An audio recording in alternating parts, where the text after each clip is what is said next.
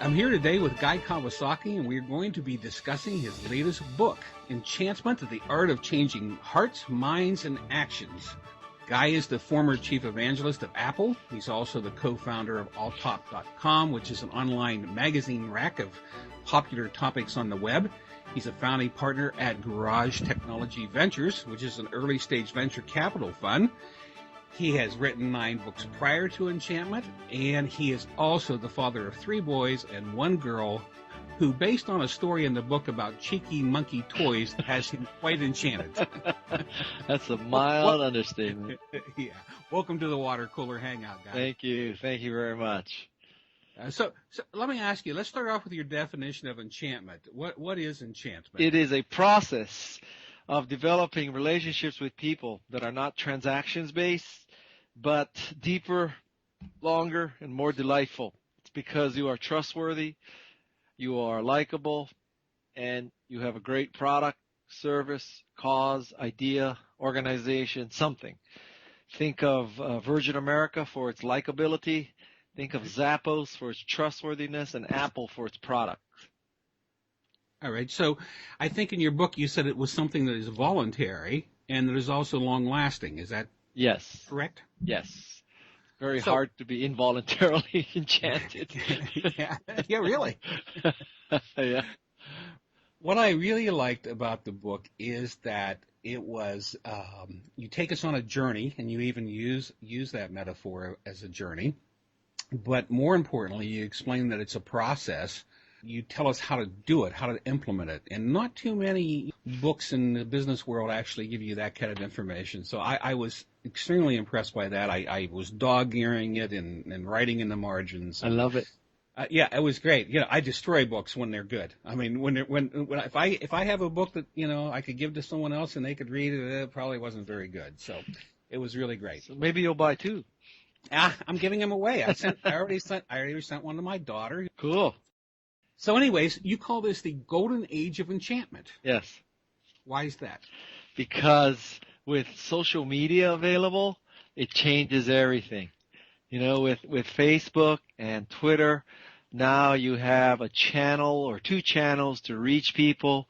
You can reach them fast. You can reach them free. And because there's so many members, it's pretty much ubiquitous. So, in the old days, I don't know, I guess you could reach as many people as you could ride your horse to, and then maybe your telegraph, and then maybe your telephone.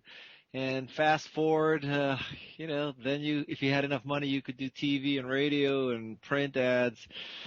And then things got much better with publishing, much better with websites, much better with blogs. But then, wow, Twitter and Facebook changed everything again. Life is good for a marketing person right now. From my perspective, I find it amazing that, and I've been doing this a long time. I can collect Social Security this year. So seriously, it's funny. I find that amusing. But anyway, so does my mother, by the way. But after all these years of going through sales and marketing, and I started my first company back in the 60s, I cannot believe how lucky people are today to be able to have the reach, and it's inexpensive. Yeah. You can get the world. What a wonderful opportunity for people. What's the downside then? You might not have a life. Yeah. But no, if you think about it from an entrepreneur's point of view, other than the fact that we're in a recession, so maybe it's tough to get a sale. Yeah. But look at what a tech entrepreneur needs today, right? So you need tools. Well, everything is open source. You have to be pretty stupid to buy a tool. So then you need, let's say, people. Well, in a recession, people are free or cheap. It's kind of callous, but that's the truth. Then you need a place for people to sit. Well, there's 2 things with that. One, commercial real estate is a lot cheaper. And the second thing is if you need commercial real estate at all, because with all these fast networks, whether you're 50 feet or 5,000 miles away from each other, it kind of, doesn't matter in many circumstances. You can have virtual teams. And then marketing between Facebook and Twitter is free marketing, free tools, free or cheap real estate.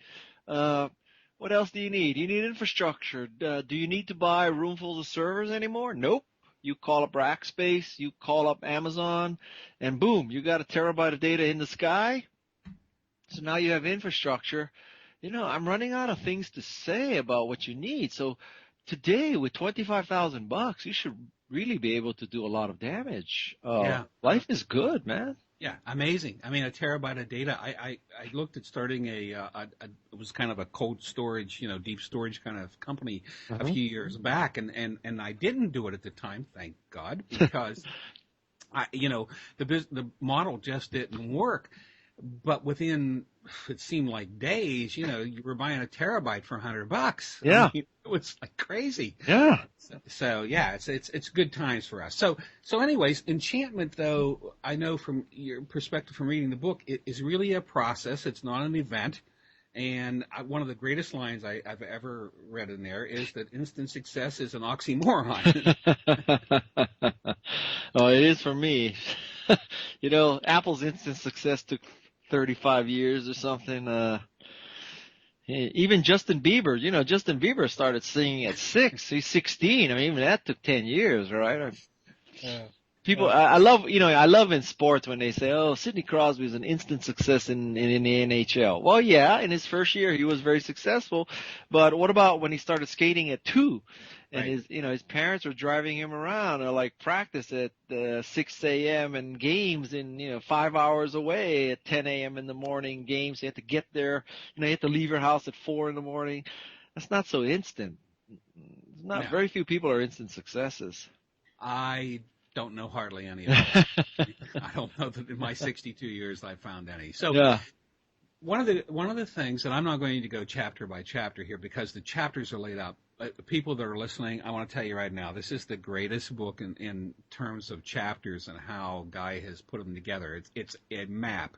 It's a roadmap to follow. So, but one of the chapters has to do with likability, mm-hmm. and I thought that was a great term. And you said that we need to achieve likability. And when I read that, I said to myself, well, but people make decisions awfully quickly on whether or not they like someone. So how can we become more likable without being manipulative? The starting point of likability is the first impression. And the first impression, I think, is pretty much determined by 3 factors. First, are you smiling? Truly a smile, not a forced smile, but a smile that uses your mouth and your eyes. This is called a Duchenne smile. So basically, I'm telling you, crow's feet is good. The second component of a first impression is your dress. Are you dressed, roughly equal to who you're meeting? If you dress above, you might be conceived as putting them down. If you dress below, you'll be not taking them serious. So dress equal. And the third thing is a good, solid, firm, dry, eye contact, smiling handshake. And if you do those 3 things, you're well down the path of being likable. Yeah, and that happens so quickly. I mean, that's a matter of seconds, right? Yeah, think hot or not eHarmony. Yeah, there you go. Now, I have to go here because you mentioned swearing. Yes. Chapter, okay. Yeah. And I love that you believe it has its place in being likable. So what I want to say or ask you then is exactly though, what does that mean? Well, I listen, I'm not someone who says you have to swear a lot to be authentic. I mean, authenticity refers to being true to who you are. Lots of people think that, unless you're swearing all the time, you're not being authentic. You're being fake and, too nice. But let me tell you something. Most people are nice. And so when they're being authentic, they are not swearing. I mean, I don't know where it got to social media where if you swear, it means you're being authentic. And if you don't swear, you're not being authentic. That is just bizarre reasoning to me. But anyway, don't get me started on that. No, that is bizarre. Yes, yeah. So my thing on swearing is that if you do it infrequently, and I would say a few times a year, with your employees, or in your speeches, once every 10 speeches or so. And I tell you, I never drop the F-bomb. Never. I think that is beyond. But I definitely drop the BS bomb and the S bomb. And I tell you why. I mean, there are some circumstances where people just so insult your intelligence. It's such head-smacking stupidity and arrogance. And you know it, and the audience knows it, and the audience is thinking it, and you're thinking it. And if the audience is neutral or positive towards you, if you let it rip with a profanity, calling out the hypocrisy, arrogance, and stupidity of someone who's trying to, pull the wool over everyone's eyes, you will be enchanting. But it takes all those conditions, okay? I don't want people to come away from this podcast thinking, Guy said it's okay to swear. It is a tool that you use, but it has to be masterful. It is, like a samurai practices for 20 years to make one cut. It's like that. Oh, no, I understand. I think that in the right place, right time, any type of language, and I'm not, when I say type of language, to emphasize a point, to get someone's attention, and like you said, if you only did it 2 or 3 times a year and you're the boss, so someone's going to probably perk up and say, whoa, what is going on here? He's obviously, or she's obviously upset. So swearing, though, I've never read a book on business that got into swearing. So, sorry. I had to bring it up. There's a lot of firsts in my book. Yeah, I know. I'll give you another first. Okay. I predict that you've never read a book about a subject that gave you a chapter on how to resist the recommendations of the book. It was a great chapter. It is a great chapter. In fact, it's the last chapter, of course, and I'm going to I'm saving that chapter. And I think that's where. Well, I'm not going to go into it now. Let's go back. Okay. I want to ask you a couple more questions. Okay. What does default to yes mean to you? Default to yes is a lesson that I learned from someone named Darcy Tucker, author of the book The Frog and the Prince, out of Vancouver, British Columbia. Okay. And the lesson he taught me is that when you meet people in a networking event, at a party or whatever, most people are thinking when they meet someone, what can I get out of this person? Or they're thinking, what does this person want out of me? They're either on the offensive or defensive. And what I recommend, based on listening to Darcy, is that instead of thinking, what can you get out of this person, or what this person wants to get out of you, you should be thinking, how can I help this person? Right. And if you meet this person and, his name is Bob and he says that he's an author, what you should be thinking is, oh, I could tweet out a link to your book. That's how I could help you. I could review your book. I could interview you in a podcast for your book. I can do all these things for your book. If you think like that, you will be a great enchanter. You'll be a great networker, a great schmoozer. There will be you'll be in the enchanting Hall of Fame if you have that attitude. Oh, that's fantastic. And I agree totally. In fact, one of the things you talk about in here is telling stories, and I'll tell you a very quick story. When I was a very young salesperson, one of the only jobs I ever had, in fact, the first job I ever had working for someone other than myself, was for 3M Company. Yeah. And they hired me to sell copiers. Yeah. Now, this was in a time where Xerox was everything. It was plain paper copiers, and 3M was still selling coated paper and strange things. And it was like, very quickly, I said to myself, I am never going to sell a copier based on the fact that we have a better piece of equipment. That isn't going to work, because we didn't.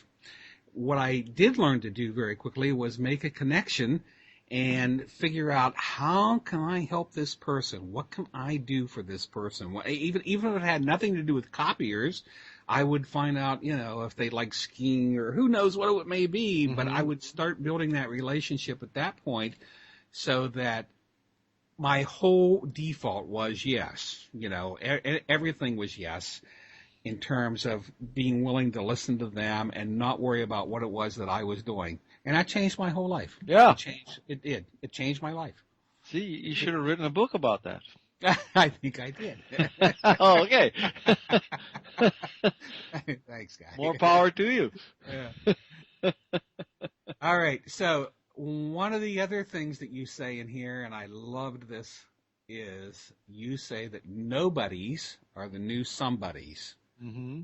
What do you mean by that? I mean that in the old world, there were these oracles, there were these powerful people who had, a platform like a publication, New York Times, Wall Street Journal, Fortune, Forbes, whatever. And so there were these oracles, and you sucked up to these oracles, and if you didn't suck up yourself, you hired a PR firm to assign you an Oriental art history major to suck up for you. And then if these people blessed your humble little product, then they would make your day and they would make your product. And so it was top-down marketing. And I think that day is gone. That day is gone because of social media. And now what you want to achieve is critical mass with a bunch of nobodies embracing your product and telling a few nobody equals, their friends, about it. And then one day you wake up and all these nobodies love you and you become a somebody. And they become a somebody because they have determined the success of your product. And at that point, then all the old A-listers and oracles, they have to pay attention to you. They have no choice. And,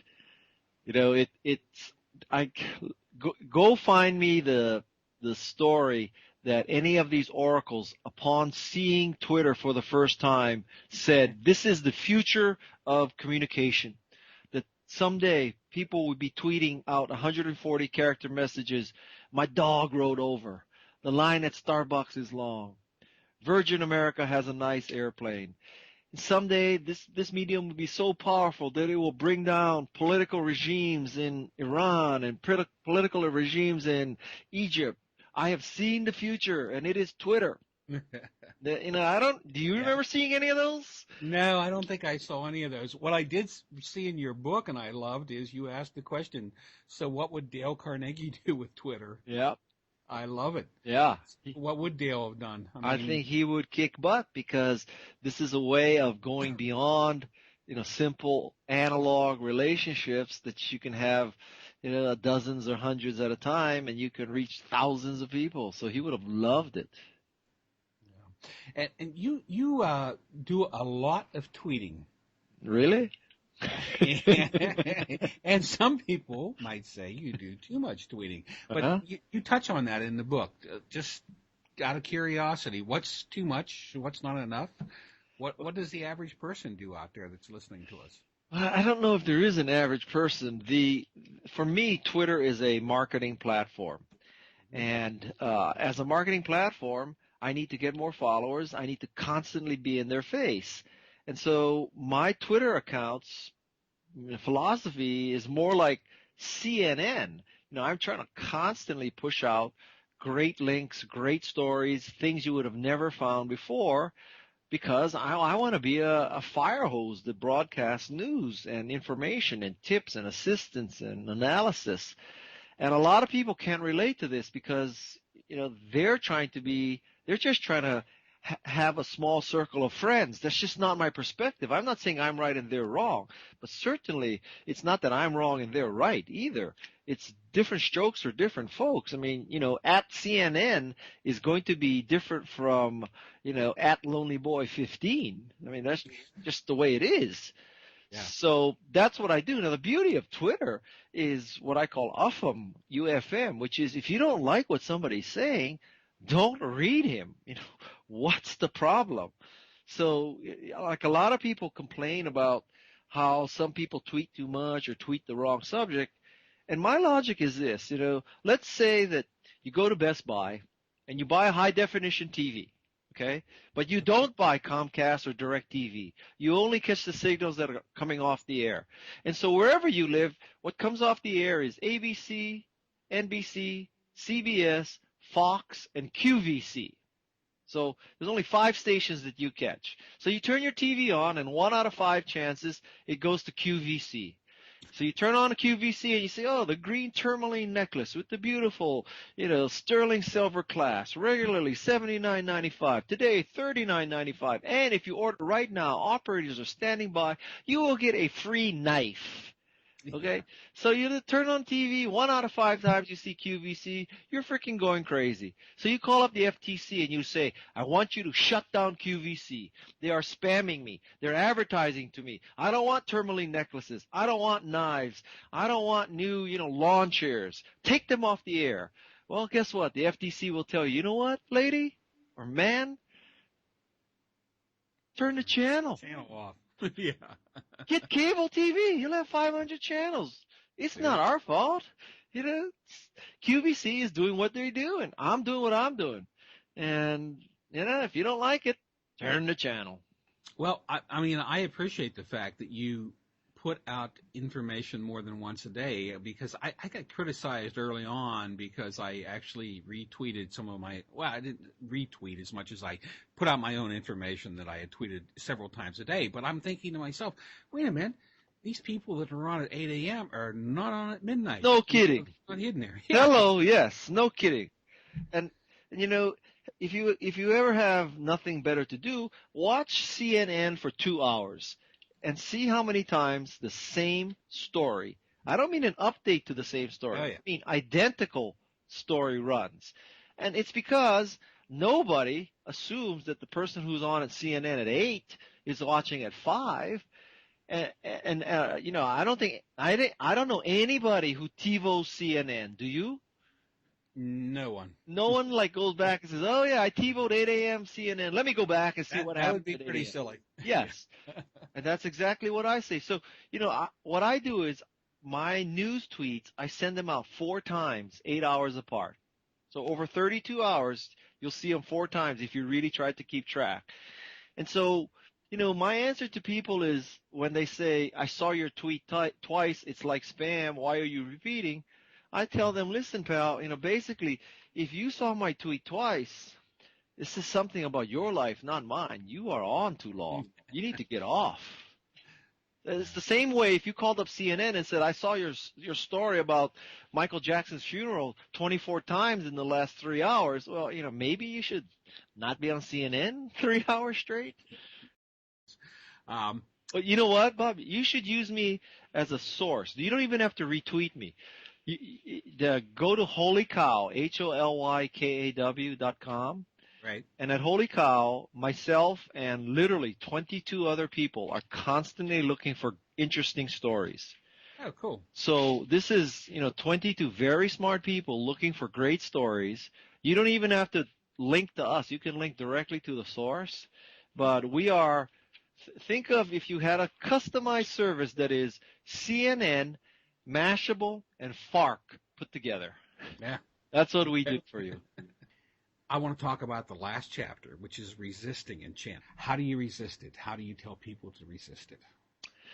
Well, this is a chapter that I wrote because I believe I have an ethical responsibility that if I'm teaching you these techniques, that you should also be aware that people can use these techniques on you for purposes that are not mutually beneficial. And I have been on both sides of the enchantment game, and I will tell you that there are times where you need to resist things. So one of the easiest way to resist things is to, if you know that you are susceptible to a certain kind of enchantment, never put yourself in the place where you'll encounter this. And of course, my example is I tell myself, don't go into the Apple store. Because once you're in the Apple store, it's just a matter of time. Yeah. So that is one thing. Another thing is to create a checklist of all the factors that have to go into a smart purchase and make sure those factors are all checked. Another way to do this is to put yourself in the mind frame of, yeah, it'd be really cool to own an iPad 2 today, but 6 months from now, will I be regretting it? Will I say, I really didn't need that? And to ask yourself that question. Another way is to just ask your wife, because usually, your wife knows much better. Well, that's true. Yeah, So that is true. All right, so you have a quiz or what do you call it? A tool in the great. book? It's called GREAT, Guy's Realistic Enchantment Aptitude Test. Yeah, I did take it, by the way. Yeah? Yeah, I It blew you away, so there you go. Well, I should have after reading the book and taking notes, right? But it's great. It's a great tool. It really is for people to, to get a handle on where they are from an enchantment standpoint.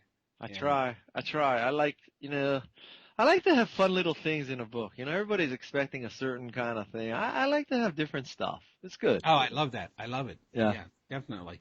So, last thing is the cover. Yep.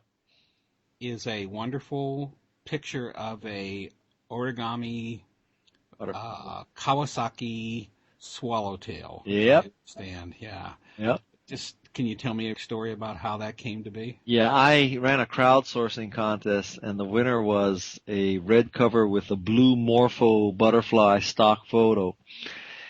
And I sent it to my publisher. My publisher said it was too feminine, too self-help, too woo-woo. No man would be caught dead reading a book like this. So we need a new design. Maybe we'll use alt type. I said, I don't think so. I really like this design. So I had to come up with a way of having a butterfly, but not making it look woo-woo, Boulder, Colorado, sitting under crystals, Prius, vegan, the whole thing, right? So my clever idea was, I'm Japanese. Guess what? I'll make a origami butterfly. Fits in, right? Sure. And so I did that, and I typed in, because I didn't know anything about origami, I typed in origami butterfly into Google, which is the source of all knowledge in the human race. And lo and behold, I found this great-looking origami butterfly by this guy named Michael LaFosse, who is the Wayne Gretzky of origami. And I convinced him to create a special one for me called the Kawasaki Swallowtail. And now you have a butterfly that is very cool, made from one piece of paper, blue origami paper. And I think it's accurate to say that it is a butterfly that looks like a butterfly that's been crossed with a B-1 bomber. And so that's the story. And it's also enchanting. It is very enchanting indeed, yes. Thank you very much, Guy, for being here tonight. You're very welcome. Thank you.